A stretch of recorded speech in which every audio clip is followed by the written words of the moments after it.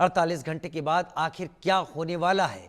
48 घंटे के बाद आखिर ऐसा क्या होने वाला है जो बहुत बुरी तरीके से पाकिस्तान को प्रभावित कर सकता है? उसके लिए कुछ तस्वीरें ही बताने के लिए काफ़ी हैं। रक्षा मंत्री राजनाथ सिंह आज भुज पहुंचे और उन्होंने वहां पर एयरपोर्ट के पास पहुंचकर अपने जवानों को संबोधित किया। गुजरात में पहुंचकर उन्होंने संबोधित करते हुए कहा कि जो कुछ अभी तक हुआ वो ट्रेलर था, अभी पूरी पिक्चर बाकी है।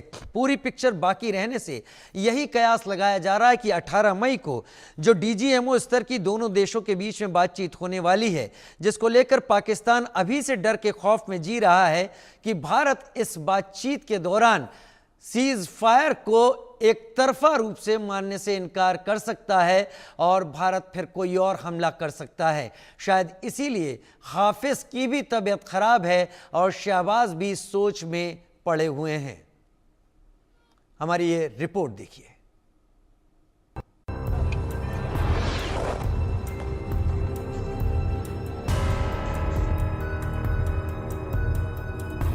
पाकिस्तान का होगा विनाश, भारत करेगा संपूर्ण नाश।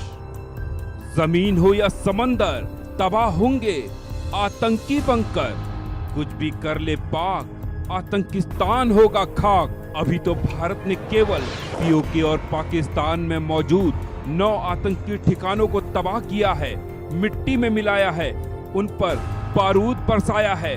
लेकिन अभी ऐसे और भी ठिकाने बाकी हैं जिनका नेस्तनाबूद होना बाकी है। साथ ही बाकी है हाफिज सईद, अजहर मसूद और अब्दुल रहमान मक्की का दोजक जाना। भारत ने इसकी पूरी तैयारी कर ली है। भारत ने बाकी बचे आतंकी ठिकानों और आतंकियों को मिट्टी में मिलाने का प्लान रेडी कर लिया है।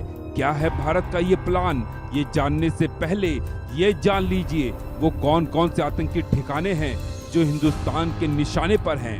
ऑपरेशन सिंदूर के दौरान भारत ने पाकिस्तान के जिन 9 आतंकी ठिकानों को तबाह किया उसमें शामिल हैं सवाई कैंप, सैयदन बिलाल, गुलपुर, कोटली, बरनाला, महमूना जोया सियालकोट, सरजल, मुरीद के, बहावलपुर। लेकिन भारत के निशाने पर केवल ये आतंकी ठिकाने नहीं थे। भारत की लिस्ट में 21 आतंकी ठिकाने थे, जिसका मतलब है 12 आतंकी ठिकाने अब भी भारत के टारगेट पर हैं। इसमें शामिल हैं मस्करे अवसा, छेलाबंदी, गढ़ी हबीबुल्ला, दुलाई, बतरासी, बालाकोट, ओधी, सेंसा, बराली, बोई, डुंगी, अब्दुल्ला बिन मसूद। अब सवाल ये है बाकी बचे 12 आतंकी ठिकानों को कब और कैसे धुआं करेगा भारत? तो इसका जवाब कुछ हद तक रक्षा मंत्री राजनाथ सिंह के बयान में छिपा है। पाकिस्तान की आवाम को यह समझना होगा कि वो कितने बड़े खतरे के मुकाम पर बैठे हैं। वो एक ऐसे बारूद की ढेर पर बैठे हैं जिसके चारों तरफ माचिसों आपस में लड़ते हुए लोग हैं। इस हालात के लिए पाकिस्तान की फौज को संदेश देना चाहूंगा, कागज का है लिबास, कागज का है लिबास, चिरागों का शहर है, चलना संभल संभल के क्योंकि तुम नशे में हो। दरअसल पाकिस्तान के हुक्मरान 18 मई की तारीख से कांप रहे हैं। जैसे जैसे 18 तारीख करीब आ रही है, इनका भय बढ़ता जा रहा है। तो 10 को जो बातचीत हुई वो फिर एक्सटेंड हुई। जो सीज फायर कर लें टेक्निकली बिटवीन द टू, वो 12 तक हुई। 12 को फिर बात हुई, फिर 14 थी, आज फिर हुई, अब 18 तक है। तो ऑब्वियसली अब वो चीज़ें हैं, ultimately it will go to the dialogue. अभी तो मिलिट्री टू मिलिट्री ये कम्युनिकेशंस हैं, तो obviously the political dialogue will take place. हल तो सारा मसाइल वहाँ होंगे। पाकिस्तान में 18 मई का खौफ इसलिए है क्योंकि भारत पाकिस्तान के बीच 18 मई तक युद्ध विराम है। 18 मई तक सीज फायर बढ़ाने पर सहमति बनी थी। 18 मई को फिर से भारत पाकिस्तान के डीजीएमओ के बीच बातचीत होगी। इसी बातचीत में तय होगा आगे सीज फायर कितने दिन के लिए बढ़ेगा। लेकिन पाकिस्तान के नेताओं को सीज फायर टूटने का डर सताने लगा है। बिलावल भुट्टो ने एक इंटरव्यू के दौरान कहा, भारत की तरफ से जो बयान आ रहे हैं उससे हमें खतरा महसूस हो रहा है कि ये सीज फायर जारी नहीं रहेगा, ये टूट जाएगा, ये बहुत खतरनाक होगा। इस वक्त ये बड़ा इम्तिहान है। हालांकि भारत की तरफ से पहले ही साफ कर दिया गया है, भारतीय सेना युद्ध विराम का उल्लंघन नहीं करेगी, लेकिन पाकिस्तान की तरफ से कोई भी दुस्साहस हुआ तो अंजाम भीषण होगा, पाकिस्तान की बर्बादी की वजह बनेगा। हमने पाकिस्तान के आतंकी और सैन्य ठिकानों पर अपनी जवाबी कार्रवाई को अभी सिर्फ स्थगित किया है। आने वाले दिनों में हम पाकिस्तान के हर कदम को इस कसौटी पर मापेंगे कि वो क्या रवैया अपनाता है। पाकिस्तान के लिए संदेश साफ है, आतंक के अड्डों को नष्ट करो, आतंकियों को संरक्षण देना बंद करो, आतंकियों को पालना पोसना बंद करो, नहीं तो बारूद के ढेर पर बैठे पाकिस्तान को भस्म होने से कोई नहीं बचा सकता। आतंकिस्तान की तबाही को कोई टाल नहीं सकता और इसके लिए उसके पास केवल 48 घंटे हैं। Bureau report, India news. दो खास मेहमान मेरे साथ इस वक्त चर्चा के लिए जुड़ गए हैं और उनके जरिए हम समझने की कोशिश करेंगे कि आगे क्या स्थिति हो सकती है। मेजर जनरल रिटायर्ड राजन कोचर मेरे साथ जुड़ गए हैं, बहुत स्वागत है सर आपका। और ग्रुप कैप्टन तपेश चौधरी मेरे साथ इस वक्त जुड़ गए हैं। राजन कोचर सर, आपसे समझना चाहूंगा, 18 तारीख को लेकर बयान भारत से कोई नहीं आ रहा है, डीजीएमओ स्तर की बातचीत होगी, उसमें क्या होगा इसके बारे में अभी से कयास लगाने की जरूरत नहीं है, लेकिन पाकिस्तान से जरूर ये खबरें आने लगी हैं कि भारत अब तक जो तेवर दिखा रहा है, भारत इस तरह के सीज फायर को या संघर्ष विराम को जारी रखने के मूड में नहीं है। और वहां से आ रहे बयान इस बात का इशारा करते हैं कि शायद एक और हमला हो सकता है। इतना परेशान, इतना ज्यादा छटपटाहट, वजह क्या हो सकती है सर? खुशी है मुझे कि पाकिस्तान में एक साइकोलॉजिकल इम्पैक्ट भारत का बहुत जबरदस्त पड़ा है। पहला इम्पैक्ट था इंडस वाटर को लेके, और पाकिस्तान सकपका गया था, वहां पे मोर्चे लगने शुरू हो गए थे, प्रोटेस्ट मार्चेस और पता नहीं क्या क्या चीजें, और उनके जो लीडर्स हैं वहां से स्टेटमेंट्स दे रहे थे, it will be act of war, और हम न्यूक्लियर में जाएंगे और ये सारी चीजें। अब दूसरा वार भारत ने जब पाकिस्तान पे किया है, और आपको इसको देखना पड़ेगा ऑपरेशन सिंदूर को, अगर आप इसको क्रिटिकली एनालाइज करें तो अगर आप रावलपिंडी में एक पाकिस्तान को चोट पहुंचा सकते हैं, देखिए 1971 में भी हम रावलपिंडी तक नहीं पहुंचे थे। तो अगर यहाँ पे, बिकॉज रावलपिंडी पाकिस्तान की दुखती रग है, क्योंकि वहां पे जीएचक्यू है, उनका हेडक्वार्टर है। और आज की खबर बहुत इंटरेस्टिंग है कि पाकिस्तान अपना आर्मी हेडक्वार्टर मूव कर रहा है रावलपिंडी और पीछे लेके जा रहा है जी। तो जब ऐसी खबर आ रही है तो आप समझ सकते हैं कि हम उनकी दिमाग तक पहुंच गए हैं, और अभी वो 18 मई का बहुत खौफ के साथ इंतजार कर रहे हैं, क्योंकि उनको अभी पता नहीं है कि भारत का नेक्स्ट मूव क्या होने वाला है।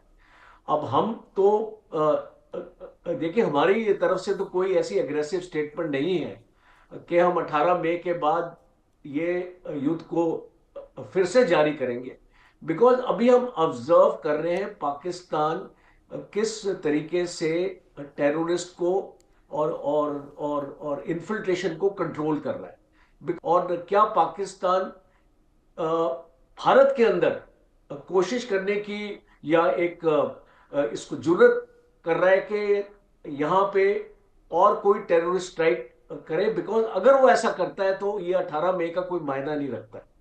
दूसरा इंपॉर्टेंट है, और एक चीज आपने देखी, पिछले 2 दिन में हमने इनके 6 आतंकवादियों को मारा है, और ऑल ऑफ अ सडन ये इंटेलिजेंस रिपोर्ट आने लग गई है फौज को, जो पहले आती नहीं थी, क्योंकि हमने इनके OGW 35 पकड़े, और अभी वो जैसे एक्चुअली कहावत है ना, सिंगिंग लाइक अ कैनरी, अब वो बोलने लगे हैं और बताने लगे हैं कि कहां कहां पे टेररिस्ट छुपे हैं। आपको मैं इतनी गारंटी से मैं बोल सकता हूं कि आने वाले वक्त में आप और सक्सेसेस इंडियन आर्मी की और जम्मू एंड कश्मीर पुलिस की और सीआरपीएफ का ये जो जॉइंट ऑपरेशन चल रहे हैं, ये खबर आपको सुनने को मिलेगी।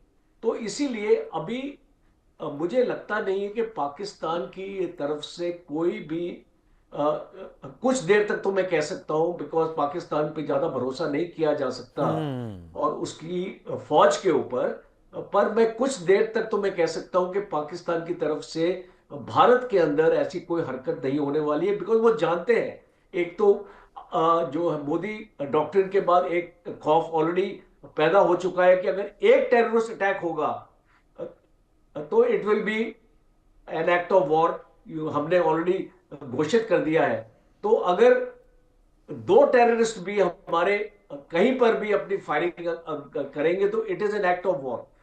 अब पाकिस्तान समझ गया है कि वी मीन बिजनेस, क्योंकि ये पहली बार एक हमारी डॉक्ट्रिन में बदलाव आया है और मैं इसको मोदी सरकार को और पूरे अपने सिक्योरिटी फोर्सेस को मैं इसकी कामयाबी के ऊपर सराहना करना चाहता हूं। और इससे एक बहुत सैल्यूटरी इफेक्ट पाकिस्तान पे पड़ा है, वो मैं देख रहा हूं। और पाकिस्तान के अंदर भी जो चल रहा है वो इतने बौखला गए, वो अपने लोगों को बताने की कोशिश कर रहे हैं कि लड़ाई हम हारे नहीं। हाँ राजन कोचर साहब, ऐसी बहुत तस्वीरें आ रही हैं कि हमने फतेह हासिल कर ली है, रैली निकल रही हैं और उसमें अलग अलग तरह के स्टेटमेंट आ रहे हैं। हालांकि उनके डिप्टी पीएम इशाक डार अपनी पार्लियामेंट पे थोड़ा सा स्लिप हुए, लेकिन उसका इम्पैक्ट बड़ा हुआ जब उन्होंने फेक एआई तस्वीर, एआई न्यूज़पेपर के स्क्रीनशॉट पर ही क्लेम कर दिया कि हम कहां पर हैं और भारत कहां पर है। बिल्कुल, और ये जो बात आपने बोली है ना, ये 100% करेक्ट है, क्योंकि पाकिस्तान में जो एक नैरेटिव ये लोग चला रहे थे और एक वर्ल्ड ओपिनियन आपने अपने देखा, इंडिपेंडेंट एक्सपर्ट्स वर्ल्ड के टॉम कूपर जैसे लोग जो ऑस्ट्रिया के हैं, एक इंडिपेंडेंट ओपिनियन वो दे रहे हैं कि पाकिस्तान बुरी तरीके से लड़ाई हारा है। ये व्यूज पाकिस्तान में भी पढ़े जा रहे हैं और जो पाकिस्तान के जो थिंकर्स हैं और जो डिफेंस एनालिस्ट हैं, अब उनको पता नहीं है कि अगला नैरेटिव वो क्या अपने लोगों के सामने रखें। तो अभी एक बहुत कैच 22 सिचुएशन में पाकिस्तान फंसा हुआ है, क्योंकि अब उनको पता नहीं है कि अपने लोगों को इसको सच्चाई बताई जाए या एक फ्रेम में रखा जाए। वो अभी ऐसा लगता वर्ड्स को और सेंटेंसेस को वो जोड़ नहीं पा रहे हैं कि किस लाइन पर आगे चलना है, और अगर जोड़ रहे हैं तो वहां पर ट्रैप में फंस रहे हैं। मेरे साथ ग्रुप कैप्टन तपेश चौधरी भी इस वक्त जुड़े हुए हैं। ग्रुप कैप्टन, 9 टेररिस्ट हाइडआउट्स है, 9 टेररिस्ट सेंटर पिछली 7 की रात, जो दरमियानी रात थी 6-7 की, तब तबाह किए गए। लेकिन एग्जैक्टली 9 से हम इस बात को मान जाएं कि टेररिस्ट सेंटर खत्म कर दिए गए हैं, टेरर खत्म कर दिया गया है, ऐसा ऑन रिकॉर्ड तो नहीं है, क्योंकि 11 अभी बचते हैं और वो 11 भी बड़े हैं और उनको भी खत्म करना है। लेकिन अभी सिचुएशन ऐसी है, क्या वो अपनी जगह होंगे? क्या वो अपनी जगह अभी डिसलोकेट तो नहीं कर दिए गए होंगे?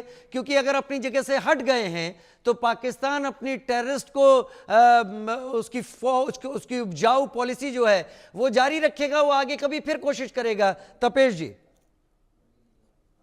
तो राजीव जी, मुझे 2 मिनट का अनइंटरप्टेड टाइम दीजिएगा। पहले तो जो हमारे पास जो टारगेट लिस्ट थी वो 60 से ज्यादा की थी, जिसमें से अराउंड 21 हमने बताए और फाइनली 9 को टारगेट किया। तो 22 अप्रैल के बाद से ओबियसली ये टेररिस्ट ऑलरेडी इधर उधर मूव कर रहे थे, लेकिन जो हमने टारगेट्स इतने डीप हिट किए उनको भी अंदाजा नहीं था। ये बहुत बड़ा शॉक था उनके लिए, सरप्राइज नहीं था। तो ये मूव करते रहे, तो हमारी इंटेलिजेंस इतनी स्ट्रांग थी, तो ओबियसली अगर हमने ब्रीफिंग में 21 टारगेट्स दिखाए, उसमें से 9 सेलेक्ट किए, तो उसका कोई रीजन था। तो पहली चीज तो ये है। और फिर आज की डेट में इंटेलिजेंस इतनी स्ट्रांग है, there are so many means के आप ह्यूमन इंट है, सैटेलाइट मीन्स है और बहुत सारे मीन्स हैं, जिससे अगर कोई मूव भी करता है तो वो हमें पता लगेगा। दूसरा सवाल आपका ये था कि क्या हमने टेररिस्ट को खत्म कर दिया, टेररिज्म को? वो खत्म नहीं हुआ। लेसन है किसी भी नेशन को, और एक लेसन देना होता है कि अगर तुम ऐसा करोगे तो हम करेंगे। जो हमारे प्रधानमंत्री ने भी बोल दिया कि अब हम डिफरेंशिएट नहीं करेंगे आतंकवाद और आतंकवाद को परसने वाली सरकार और आर्मी जो भी हो। तो दूसरी चीज ये है। तीसरी चीज ये है कि ये पाकिस्तान अचानक से इतना घबराया क्यों है कि अमन की भीख मांग रहा है। शहबाज शरीफ भी मांग रहा है कि हम पीस की बात करेंगे अगर भारत को ये लग गया हो कि उनका जो एडवेंचर है वॉर लड़ने का पूरा हो गया हो। बहुत सारे चीजों से आ रहे हैं। कौन जीता कौन हारा इसकी बात तो खैर वर्ल्ड ओवर सर ने भी नाम लिया अभी टॉम कूपर का। बहुत सारे स्टडीज और बहुत सारे विचार चल रहे हैं। पर मेरा कहने का, मैं आपको एक बहुत छोटी सी चीज बताना चाहता हूं कि आज और आपके चैनल के माध्यम से मैं इस अफवाह जो चल रही है कि राफेल मार दिया या हमने ये कर दिया, हमने 4 एयरक्राफ्ट मार दिया, उसको मैं I will put that rest into the peace. उसका कारण ये है कि देखिए, जब भी कोई ऑपरेशन प्लान होता है, एयर कैंपेन बहुत ही कॉम्प्लिकेटेड ऑपरेशन होता है। इट इज नॉट लाइक कि एक ब्रह्मोस गई एक टारगेट पे हिट कर गई। बहुत ही कॉम्प्लिकेटेड होता है। मैं आपको एक बेसिक मेथड बताता हूं कि जब भी कोई एयर कैंपेन प्लान होती है तो वो उसकी क्रिटिकलिटी डिसाइड होती है कि ये how critical is the mission. उसके बेस पे उसका एट्रिशन लेवल डिसाइड होता है कि हम इस मिशन में कितना एट्रिशन एक्सेप्टेबल है, मिशन की क्रिटिकलिटी इंपॉर्टेंस कितनी है और उसमें कितना एट्रिशन, 10%, 20%, 30%। तो इतने लार्ज वॉर में जहां 40 वर्सेस 100 या 100 वर्सेस 100 या 50 वर्सेस 50 जहाज लड़ रहे हो, तो अगर मैं ये नहीं कह रहा कि रफाल मर गया वो मर गया, 1 or 2 hits here and there does not make any difference. What makes the difference is कि हमने अपना ऑब्जेक्टिव अचीव किया कि नहीं किया। तो पहली चीज तो ये रही कि हमने अपना ऑब्जेक्टिव 100% अचीव किया। उसके बदले में एट्रिशन कितना मिला हमें या हमने दूसरे को कितना एट्रिशन दिया, does not make any difference. मेरा ऑब्जेक्टिव क्या था, मैंने अचीव किया, वो सबसे इंपॉर्टेंट है। वो पूरे वर्ल्ड को पता है कि दावे हमने इतने प्रिसीजन के साथ विदाउट एनी कोलेटरल डैमेज हमने पहला ऑब्जेक्टिव अचीव किया। अब आते हैं दूसरे ऑब्जेक्टिव पे। दूसरे ऑब्जेक्टिव पे आप देखिए कि किसी भी वॉर में जरूरी नहीं है कि आप दुश्मन को मार ही दो, दुश्मन को पीछे धकेलना पड़ता है। एयर फाइट में भी जब उन्होंने हमारे ऊपर ड्रोन से अटैक किया और मिसाइल से अटैक किया तो हमने उनके एयर डिफेंस सिस्टम को नेस्तनाबूद कर दिया एक पर्टिकुलर सेक्टर में।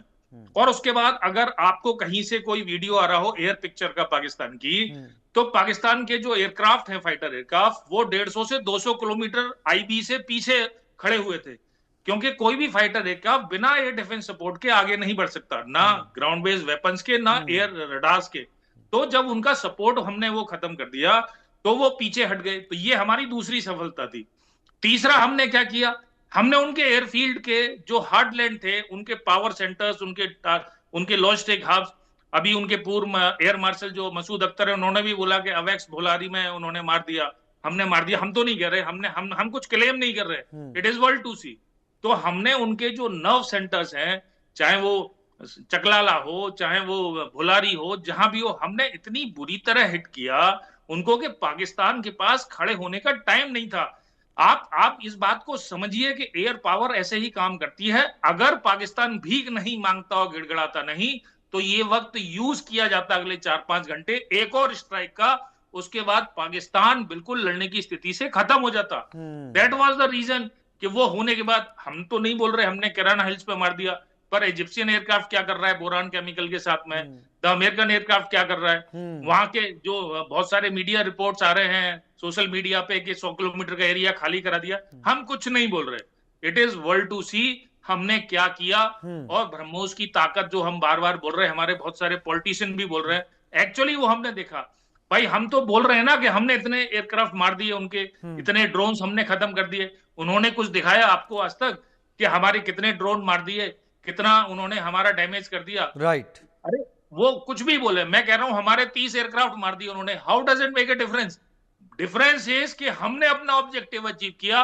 हमने फुल पहले दिन उनके टारगेट जो हमारा ऑब्जेक्टिव था ऑपरेशन का वो हमने अचीव किया। उसके बाद भी जो हमने रिवाइज्ड ऑब्जेक्टिव सेट किए वो 100% अचीव किए। और हमने पूरी एयर सुपीरियरिटी उस एरिया में की। अगर पाकिस्तान भीख नहीं मांगता तो पाकिस्तान ये लेसन होता। और मैं आपको बता रहा हूं जो भी हमने एयर स्ट्राइक की हैं 11 एयरफील्ड पे, वर्ल्ड ओवर ऐसा ऑपरेशन कभी नहीं हुआ मेरे एक्सपीरियंस से। ये आने वाले दिनों में अगले 10-20 सालों में एयर पावर की किताबों में ये ऑपरेशंस पढ़ाए जाएंगे और सिखाए जाएंगे लोगों को। एक ये साथ मेरा 11 कहना है। एयर बेसेस या मिलिट्री इंस्टॉलेशन को हिट करना वाकई पिछले कई दिनों से कहीं भी हो रही लड़ाई में, अगर रूस यूक्रेन की बात कर ली जाए या दूसरी जगह भी जहां जहां इस तरीके के हालात पैदा हुए, वहां से ये चीजें सामने जरूर नहीं आई हैं। लेकिन मेरे साथ चर्चा के दौरान इससे पहले मेजर जनरल एजेबी जैनी भी जुड़े थे, कुछ और भी मेरे साथ लोग जुड़े थे, और मेजर जनरल राजन कोचर, एक चीज निकलकर सामने आई, मैं चाहता हूं कि मेरे दर्शकों के लिए आप वो क्लियर कर दीजिए। उन्होंने एक लफ्ज, एक सेंटेंस बोला कि जो भी स्थिति हुई उसमें पाकिस्तान की घबराहट, और वर्ल्ड ओवर आ रहे स्टेटमेंट बताते हैं कि पाकिस्तान डैमेज हुआ है, लेकिन पाकिस्तान अपनी पब्लिक के सामने कोशिश जरूर कर रहा है कि वो स्टेटमेंट्स में ये बता सके हमने ये किया, दिल्ली के ऊपर हमारे ड्रोन थे और हमने आदमपुर एयरबेस तबाह कर दिया। हालांकि प्रधानमंत्री ने उसका सबूत दे दिया, लेकिन एक और लाइन बोली उन्होंने, ये जरूर कहा कि हम इस संघर्ष विराम से we have lost golden opportunity. क्या ऐसा है? सब कुछ करने के बाद क्या वाकई ऐसा है या आपको लगता है? You have to be very very clear, हमारा पॉलिटिकल एम क्या था इस लड़ाई का। See, everything has to be judged in context of the political aim, because जो प्राइम मिनिस्टर ने एम सेट किया फौज के लिए, उसको हासिल करने के लिए, और फौज ने उसको मिलिट्री एम में ट्रांसलेट किया। हमारा मकसद पाकिस्तान के ऊपर कब्जा करने का थोड़ी है। हमारा एम क्या था, जो प्राइम मिनिस्टर ने बिहार से भी अनाउंस किया और अपनी बाकी स्पीच से अनाउंस किया, that we have to target the terror infrastructure in Pakistan. अब मुझे बताइए कि वो एम हासिल हुआ नहीं हुआ, और अगर वो एम हासिल हुआ है तो अपॉर्चुनिटी लॉस्ट कहां से हुई? बिकॉज हम एक युद्ध के लिए थोड़ी गए हैं। सी, एक ऑपरेशन और युद्ध में फर्क है। एक operation Sindoor is an operation, and an operation is always limited in scope. It does not dictate कि आप एक युद्ध सिचुएशन में अब जा रहे हो। General jenny, I respect him, but he needs to understand one thing, that जो पॉलिटिकल एम प्राइम मिनिस्टर ने दिया फौज को, फौज ने जब उसको हासिल किया तो एक सीज फायर को एग्री करने में प्रॉब्लम क्या है, आप मुझे बताइए। जब वो सीज फायर ऑफर हुआ हमको, हमने तो नहीं मांगा सीज फायर, हमको ऑफर हुआ वो सीज फायर, हमने क्यों एक्सेप्ट किया? क्योंकि हमारा पॉलिटिकल एम हमारा कंप्लीट हो गया था। एक चीज और मैं आपको बताऊं, मॉर्निंग में 10 तारीख की मॉर्निंग में पाकिस्तान का जो डीजीएमओ है उसने हमको कॉल किया था। उस टाइम पे ही वो सीज फायर के लिए रोकने के लिए कोशिश कर रहे थे। हमने उनका वो कॉल लिया नहीं मॉर्निंग में, हमने बोला कि हम शाम को बात करेंगे। क्यों नहीं लिया? क्योंकि हमने कुछ एक्शंस हमने लेने थे सीज फायर से वो एक्सेप्ट करने से पहले, और इसीलिए हमने उसको डिले किया सीज फायर। और इसीलिए ये बहुत अहमियत रखता है, और आपके व्यूअर्स को भी अंडरस्टैंड करना चाहिए, क्योंकि कुछ लोग हैं हमारे जनता में जो ये ऑब्जेक्शन रेस कर रहे हैं कि हमने सीज फायर क्यों एक्सेप्ट किया। अब आपको देखना चाहिए कि जो अगर हमने ठानी है कि हमने उनके टेररिस्ट कैंप्स हमने खत्म करने, हमने उनके एयरबेसेस में क्यों हमला किया? वो हमारा प्लान नहीं था इनिशियली। हमने इसलिए हमला किया क्योंकि पाकिस्तान ने हमारे मिलिट्री बेसेस के ऊपर अटैक किया। एग्जैक्टली। पाकिस्तान ने ड्रोन्स निकाले, मिसाइल निकाले, जो उनकी जो इसको फतेह मिसाइल है वो क्यों फायर की थी पाकिस्तान ने हमारे ऊपर? हमारे मिलिट्री बेसेस को, सिरसा के पास गिरी है वो, तो सिरसा में हमारा मिलिट्री बेस है। तो एक जवाबी कार्रवाई जरूरी बन जाती है जब आपका दुश्मन आपके मिलिट्री बेसिस पे, और अगर वो रूल्स ऑफ एंगेजमेंट को चेंज करता है लड़ाई के, बिकॉज हमने उनके मिलिट्री बेसिस पे कभी हमने फायर किया नहीं जी, और जब उनकी तरफ से आया फायर तो हमने जवाबी फायर दी। अब ये जवाबी फायर में आप जानते राजीव, 13 ऑपरेशनल एयर बेसिस है पाकिस्तान में, 13 13 में से 11 को हमने एड्रेस Hit किया, किया। तो ये कोई जी। कम अचीवमेंट नहीं है, जो कम अचीवमेट नहीं है। और पाकिस्तान के जो रडार्स हैं और उसका लाहौर का और कराची का खास तौर पे मैं तो आपको बताऊंगा, पूरा एयर डिफेंस सिस्टम हमने खत्म कर दिया एग्जैक्टली सर, मेरे पास समय कम है, लेकिन जो आपने बात बताई अभी 1900 करोड़ रुपए का जो HQ9 हेडक्वार्टर 9 की जो बात हो रही है, वो पूरा तबाह कर देना, जैसा तपेश जी बता रहे थे कि अगर प्लेन्स, फाइटर प्लेन इतना पीछे हैं तो ये बात साफ है कि एयर डिफेंस उनका खत्म हो चुका है और भारत ने काफी कुछ अचीव कर लिया था। सवाल पूछने का मेरा मकसद इसलिए था क्योंकि एक बड़े वरिष्ठ अधिकारी के जरिए बात सामने आई और दूसरा मैं अपनी जनता को आपके जरिए भी चीजें स्पष्ट करना चाहता था, इसलिए